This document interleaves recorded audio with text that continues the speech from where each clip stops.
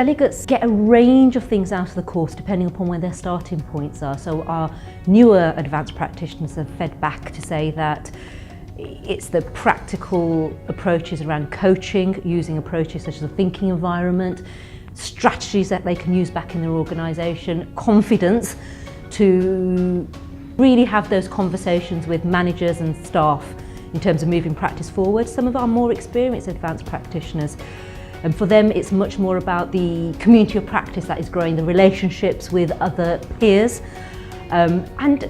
an opportunity to get away from the busy lives that they have in the workplace, and the opportunity to step back, to think, to reflect,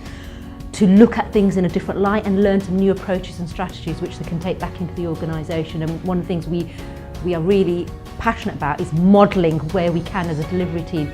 various approaches which they can use back in the organisation. I think the things I've really enjoyed is looking at a way of lots of different ways of bringing about quality improvement. It's really nice to recognise that you're part of a community of practice, meeting new people, sharing ideas and knowing that you're going to take that forward into a new project.